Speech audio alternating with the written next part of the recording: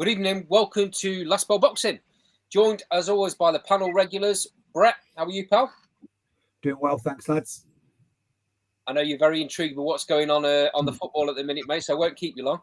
No problem. Daz, how are you, pal? How you doing? All right, mate. All good, right. Very quick one, this, but I needed to get your two's reactions on what's happened. Massive story in boxing, or is it a massive story in boxing? Tyson Fury retires. It was a very quick, very short message with a little bit of a tail at the end. We'll talk about that. But first and foremost, straight in with it, Brett. Do you think it's an official retirement? Do you think Tyson believes it? Or do you think money talks? Yeah, I mean, it doesn't take a brain surgeon to work out what this play is. However, playing devil's advocate a little bit, because I've given him quite a tough time on my X space about it's just boring just to constantly keep doing these messages. I mean, somebody put out a clip the other day with all 16 of his retirements or something like that, just going on loop of every time he's retired. Maybe in his mind he is done, but I feel like he's doing it to grab a little bit more money. And even if in his own mind he is done, we'll see him randomly in 2 years' time pop up and come back and take. He's not done with the sport of boxing, that is for sure. Whether this is to get a load of money out of Turkey, or it's just so he can go off and spend some time with his family, he'll be back, in my opinion. Daz, they're all over in Saudi at the minute, and Spencer Brown, who's his manager, by all accounts, unless he's a very, very good actor, he was quite shocked by this announcement. He wasn't aware of it. He got a camera shoved in his face pretty much straight away after the announcement. I think it was IFL or maybe I don't know. Anyway, it was one of the big boys. They got his instant reaction, and he said he knew nothing about it, which makes me think in Tyson's space, he actually believes what he's saying. He actually thinks he wants to retire. What's your feeling? Well, if Spencer Brown's a boxing manager, so he's definitely going to be a good actor. Mate, honestly, right, this is what I did when I saw it. Right, it come up on me X. Tyson Fury retires. I didn't even, and I haven't even now listened to what he said.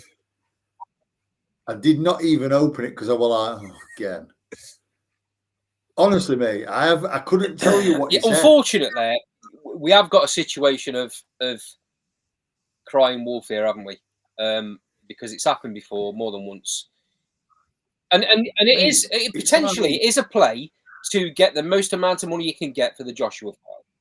Yeah.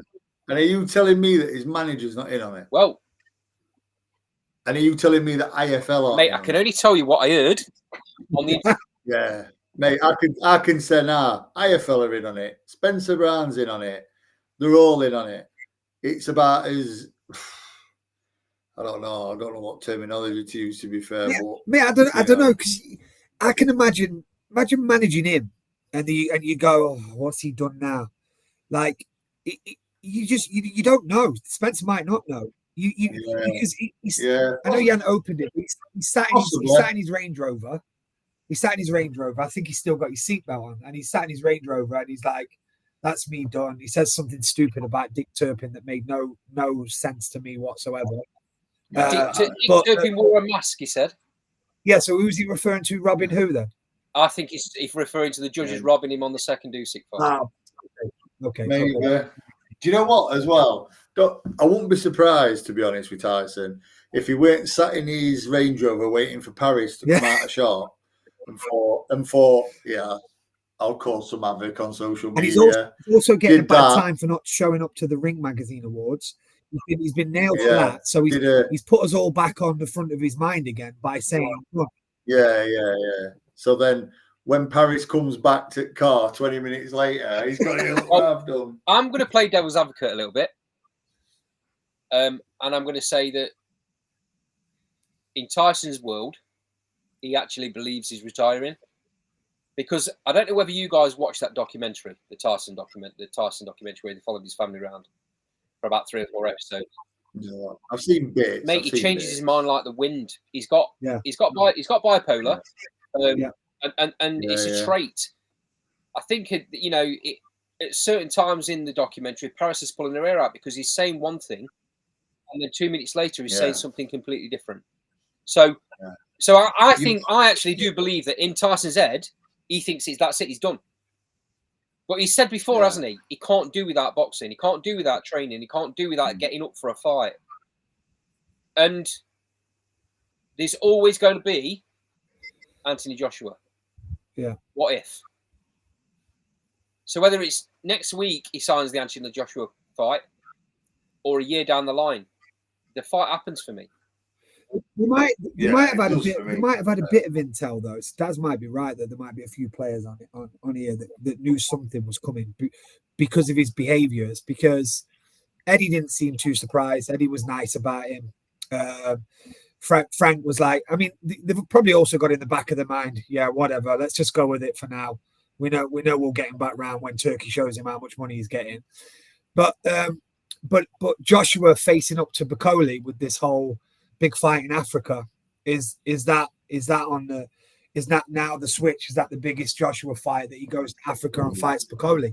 Because Joshua isn't going to wait around, is he? Well, he can't. No. And don't be. Listen, I've seen a lot of stuff in boxing, and not a lot surprises me. Don't be surprised if they're all in it together. Even Anthony.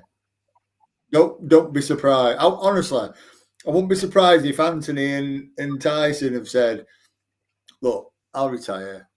You start slagging me off, calling me a coward. I'll come back." You're right about that. There was a documentary a while back following Tyson in Morecambe. This was ages ago. I think it was an ITV documentary, and he's FaceTiming Joshua. And the cameras have got him. He's in his local bar having a pint, and he's like, "How's it going, mate? Are you training well? Love to." And Joshua was like, "Love to the family." Yeah. So you're right. Like you see all this hatred, but it goes. If they can make money, millions and millions and millions together, they will. And then they'll put the mutual respect aside for 36 minutes and try and beat the shit out of each other, and then. The businessmen, that's what they are. I find it very hard, me, sometimes, to believe in a genuine beef and people who are in like Tyson's position when they retire. I genuinely think, why are you saying let me just put in just for 1 second. We've just done a rewind video of a genuine beef. 2 fights of genuine hatred. Yeah. But that was of a generation. That was a different generation. And I'll go out on a limb here, and I'll say them guys were cut from a different cloth. Yeah. And that's no disrespect to these guys that are around now. Listen, they get in and do what they do, but boxing's become more of a business. The social media side of things with the Okay, just humour me for a second, then. No, I don't want to. I'm right. Just humour me for a second. If this is the last time we ever see Tyson Fury in a ring, Frank Warren called him one of the greatest. There's 2 things I want to get an answer from both of you on. Where does he sit in the all-time greats? And what's your all-time heavyweight greats? Where does he sit? And and second question, and this is to both of you. I'll come to you first, Brett. That first, and then secondly, what's your favourite Tyson Fury memory? Listen, because you've turned me into a troll, so I'll try and be nice. I'll try and be nice. Be genuine, mate. Where does Tyson Fury sit in the heavyweight race? Well, so look, in terms of ever, for me, he's nowhere near that golden era. So he's outside the top 10. He's not in the top 10. He's not in the conversation for me. I don't want to be disrespectful and say he's not in the top 50. Like, he's just, in terms of he's found a time in the boxing period where he's made a load of money, he's made a load of noise, and he's fought, other than Joshua, he's fought the ones that at the time he needed to fight. So I'll give him his props for that. In terms of my favorite moment, I give him a lot of stick, right? But actually, when you wind it back, and when he was on that Joe Rogan podcast talking about driving himself into the back of a whatever it was, and just, you could see that the guy has suffered regardless, and it's very, very quick for our country to turn their back on somebody. The moment they do anything, they turn their back. So when he won that world championship, he went on that big high, and then they turned his back on him. So look, he had his problems. He went off and he did his thing. He went. I'm not going to go down the failing drug test. I'm not going to go down that road. I'm just going to say, so I do feel for the human side of things, and what he did in that 12th round against Wilder, who at the time was viewed as this superhuman puncher, one of the hardest hitting heavyweights of all time. And he's out, Undertaker style, and he's gone. And regardless if the count was a bit long, whatever, and he gets up after that and arguably wins the round. Listen, you got to give him that. You got to give him that. Okay, over to you, Daz. It's an all-time great heavyweight. I agree with Brett. Not even in the conversation. I'm not even going to put Usyk in top 10, so I'm not going to put Fury in. I believe he gets dealt with by almost all of them that you consider the top 10. And funnily enough, my favourite moment is exactly the same as Brett, when he got up in that 12th round. That's as close to a Rocky scene in real life as you'll probably get. I know there was some fight where both fighters got knocked down, i.e. Rocky 2. But that was basically the end of that. What happened was basically the end of Rocky 1.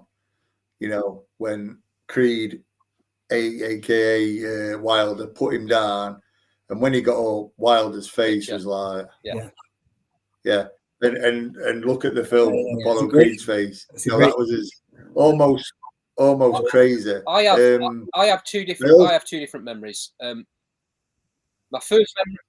Well, one more from him is when he opened up about his mental health, because that's a thing close to me. I mean, hey, listen, you guys know I suffer with it, and it's a close subject for me. I mean, I'm not in limelight like he is. I'm not a gypsy. That sort of thing would probably be frowned upon in gypsy community, probably taken as a sign of weakness. But to come back from where he was, listen, you got to take your hat off to him. And let's be fair to him. Usyk's, the best heavyweight of this generation, and it was in the fight, both of them.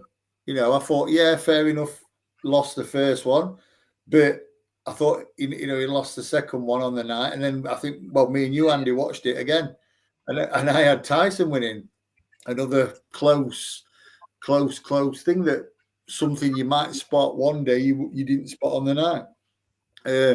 But you've got to give him credit, for what he's come through. I just hope that, as much as I don't believe he's retiring, I hope if he does, he keeps that sense of peace he's got, and he's sort of content with what he's achieved. Because if he retires and he leaves it 4 or 5 years, he'll face an opponent he'll never beat, and that's regret.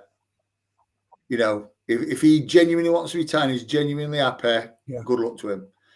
But if he retires and just leaves it and then regrets it, you don't beat regret. I have a couple.